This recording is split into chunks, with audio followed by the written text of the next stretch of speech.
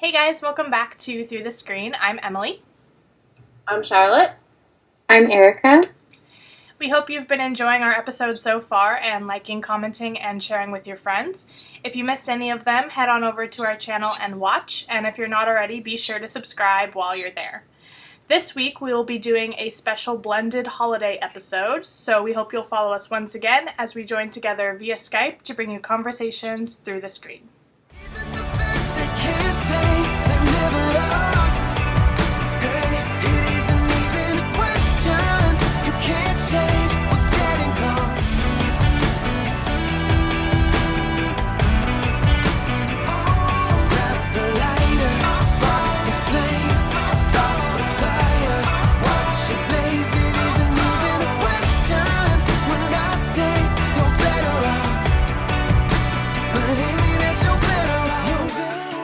This episode, we'll be discussing and comparing the celebrations of Canada Day and the 4th of July and what they mean to us. We will also be bringing you a heartwarming story about a dog with seemingly no hope that was brought back to life, and finally sharing our thoughts on this week's episode of Pretty Little Liars. But first up, holiday celebrations.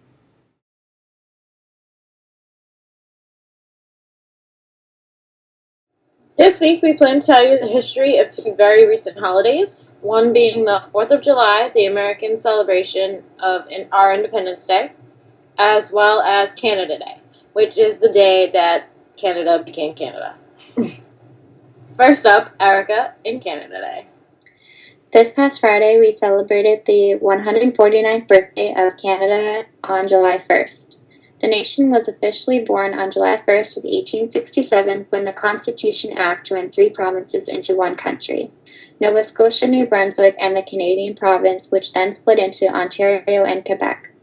The holiday wasn't actually called Canada Day until October of 1982, when it was the 100th anniversary, and seeing the growth of Canadian patriotism and seeing all the celebrations of Dominion Day go about, the new name for the day was adopted. Canada Day. On this day, you can really do anything. There are parades, runs, fairs, face painting, concerts, people doing crazy stunts like throwing fire in the air or doing cool tricks and fireworks. I obviously didn't name everything, but it's really a day where people all over Canada just love on the country and really take in how grateful they are to be here. I saw a video on Canada Day, actually, and it was a Syrian refugee basically crying on camera, expressing how thankful she was for this country to have taken her in when she thought she was going to die. I'm extremely thankful and grateful to be living in Canada, especially the nation's capital. It's for sure a beautiful place and country, and we love celebrating what Canada is to us on a personal level. So that's a little background of Canada and how it came to be. If you want to know more, feel free to drop a comment or a message and we'll answer you. So for Emily and I, obviously we are Americans, so we celebrate Independence Day. And Independence Day is our national holiday in which we celebrate the 13 original colonies becoming completely independent from Great Britain, forming what is now known as the 50 states of the United States. The celebrations of Independence Day in those early years were somewhat different than they are today, which Emily will discuss more about in a moment. The first Independence Day was celebrated in Philadelphia by Congress, who adjourned with a celebration complete with bonfires, bells, and of course fireworks. That same year, Boston also had its own fireworks display on the Common commemorating the signing of the Free Nation. It too was a beautiful fireworks display. As the tradition spread to smaller towns, the day would be marked by processions, church, picnics, contests, games, military displays, and of course fireworks. After the War of 1812, the day became even more popular and celebrated throughout the United States. Congress established Independence Day as a holiday in 1870, and in 1938 it became a paid holiday for federal employees. Many people ask why do we celebrate this way? Why fireworks and picnics, or as we call them now more commonly, barbecues? The answer is simple and may put a smile on your face because it kind of made me laugh a little when I read it. And it's because John Adams wanted us to.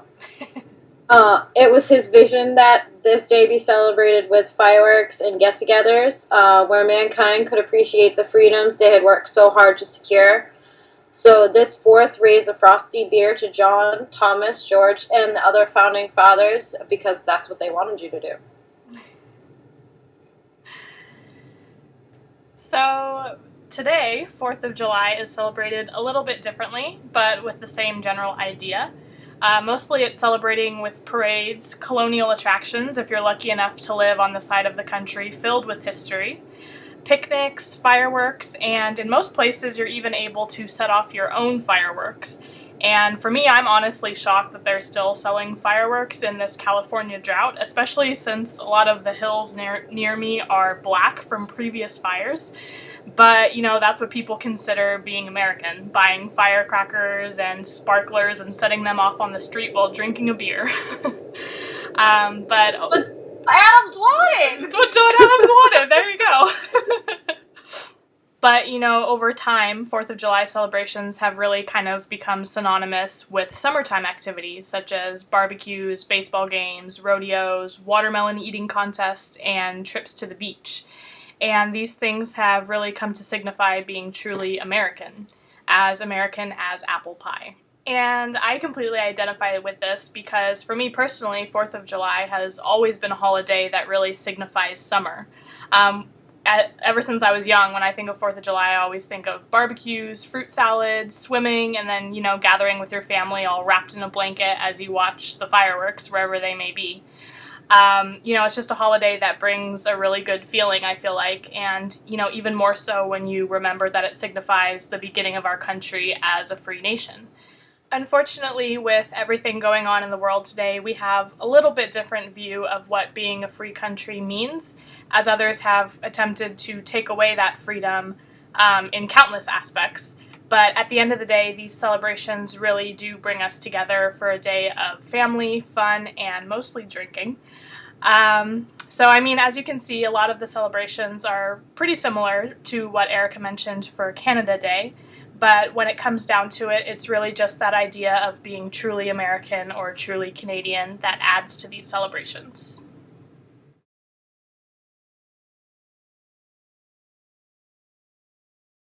This week's heartwarming story is about a dog that wandered the streets day and night, simply looking for food and shelter. She was extremely underweight, had parasites attacking her skin, hardly any fur left, sunburned and open wounds all over her. A family spotted the dog, and it took little convincing to get the dog into the car. The family named her Kelsey. Kelsey was always gentle and sweet, began eating and drinking a lot. She had felt comfort for the first time, and though her recovery was really rocky, she always remained loving towards the people taking care of her. Kelsey also found joy in playing with other animals, and not too long after, her fur started to grow back, and she was back to a healthy weight size. So if you guys would like to read this week's heartwarming story or share it with a group of friends or whatever, we'll link it all down below for you.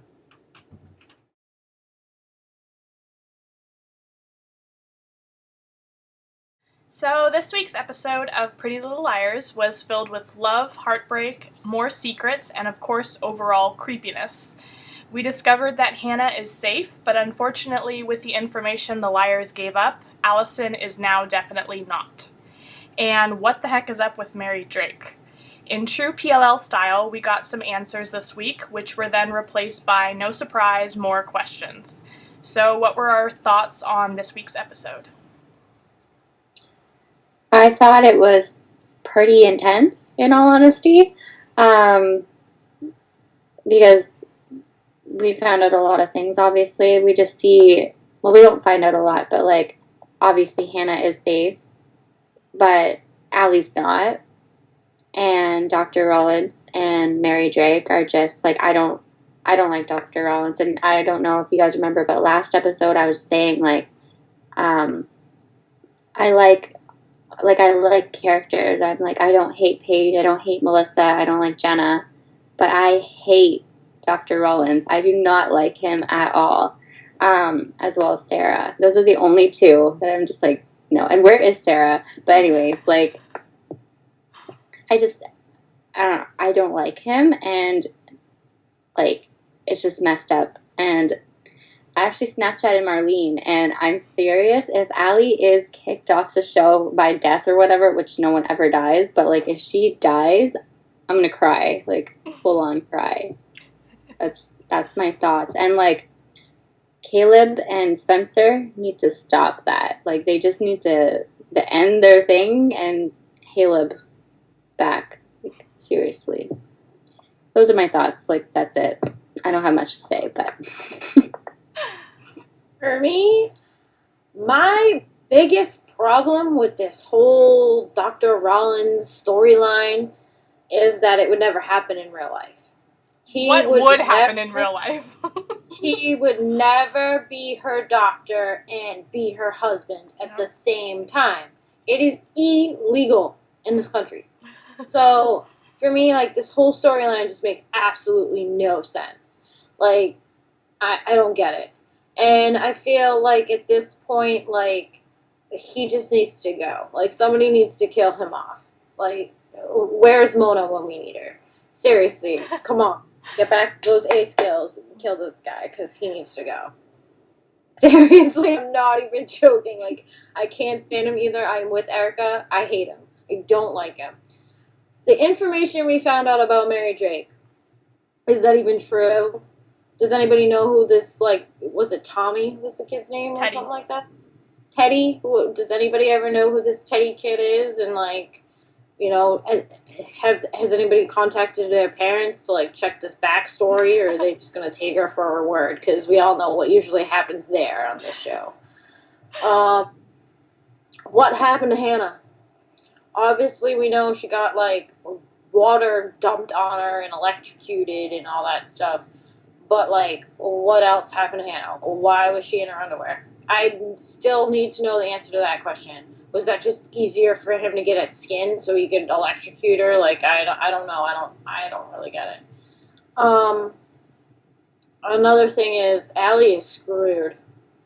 Like, if they don't come up with some type of way to seriously get her out of there and away from him, he's gonna kill her with something, or she's gonna kill herself because of what he's doing to her, which is kind of scary, and it really makes me think to the point of the end of this, of, you know, that cliffhanger where it's like Erika said, if Allison's dead, like, she's gonna cry. Like, it really points to that. Like, it's Allison's the one they're digging the grave for, and Hannah feels guilty instead of us thinking that Hannah's the one going into the grave. It's actually Allison, and the reason why Hannah feels guilty is because she got rescued and they gave up Allie. True. To save.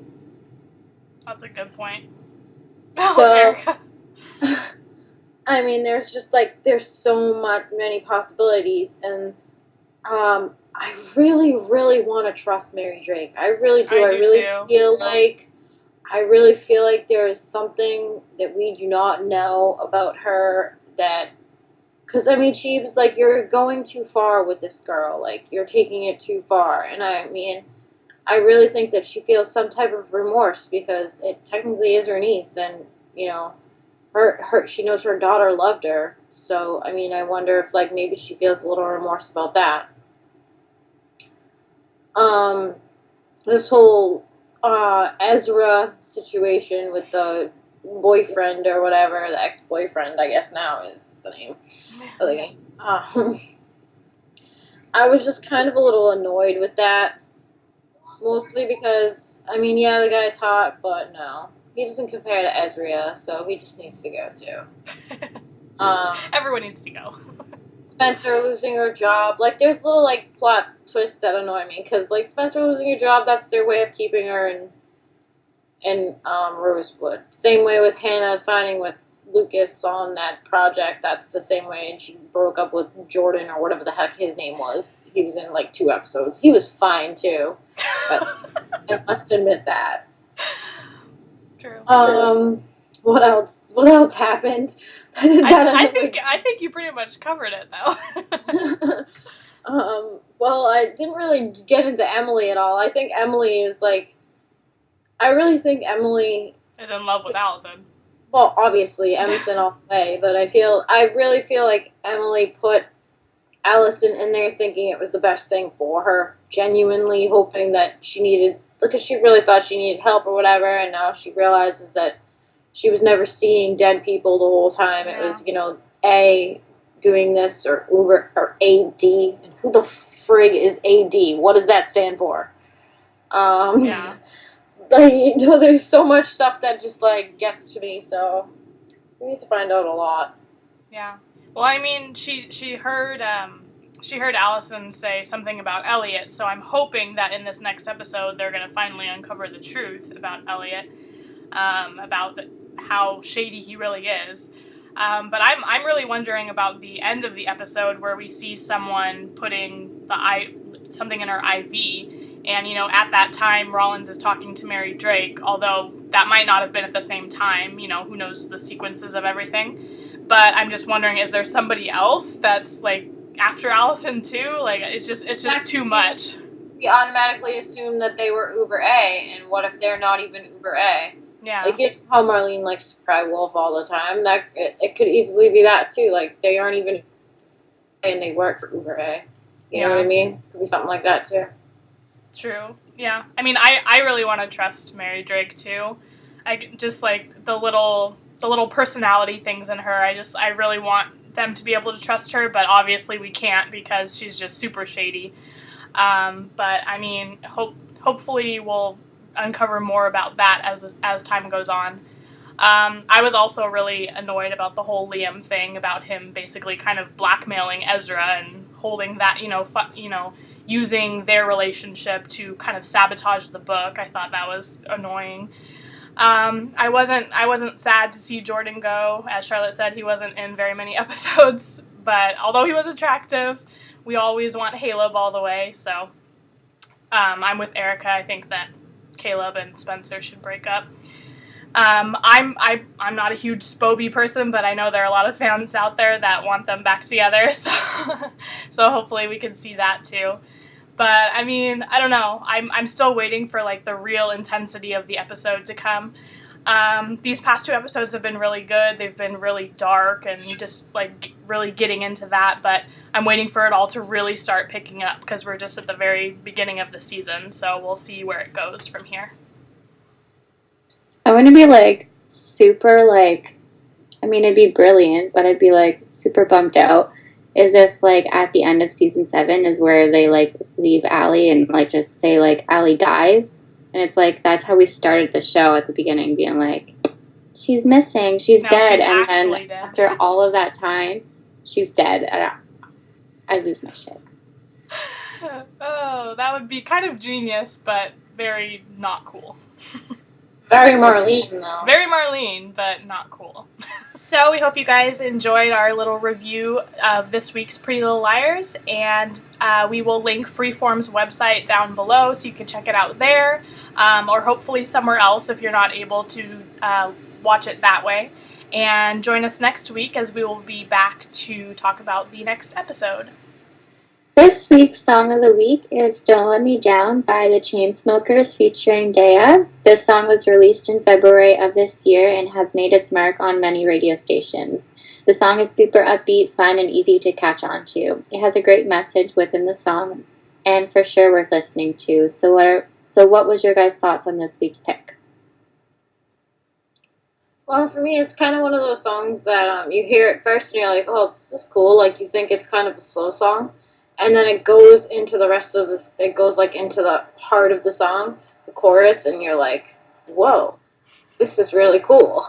So, because it gets very upbeat, so it kind of, like, has a mixture of the two, and I really like it. Plus, it's about, like, it has a message through the whole song, but I was a little let down by the video, because there's not really any message in the video, so if you're gonna, like, if you want to, like, listen to the song for the first time, I recommend listening to it through iTunes or some other form like that and not going on YouTube and watching the video. I agree with that part. The video is really nothing super special. I mean, it's cool, but it's more of, like, a dance kind of thing, which, I mean, goes with the genre of the song. When I first heard it, I was just thinking, like, all songs are like that these days. It's just another one of those, like, EDM kind of songs. So I didn't really think much of it the first time I listened to it, but it really started to grow on me. And especially the verse leading into the chorus I really love, and it's so upbeat and so fun to, like, sing out really loud and in your car or wherever. and I really like it, and I think it does have a good message about, wanting someone to be there to support you and things like that. So I like it, and I definitely recommend it. So I'm actually a fan of this week's pick. I never really knew the name of the song until Charlotte and I were Skyping one week, and she just was like, "This needs to be your song." And so I've been listening to it more and more, because before I'd be listening to it on the radio versus now when I look it up myself on YouTube. It's super fun, and like when I was researching a little bit of the background of the song, I found out that Daya is actually 17, and that just shocked me, because like nowadays, like people are so talented, and I'm like, man, you're not even an adult, and you're like singing on YouTube, and you're amazing. So yeah, all those young people and like pursuing their passions like that, it just always gives me chills. So I'm a fan of the song, and definitely should listen to it. So as always, we encourage you to listen to the song, and we'll link everything down below for you to do so.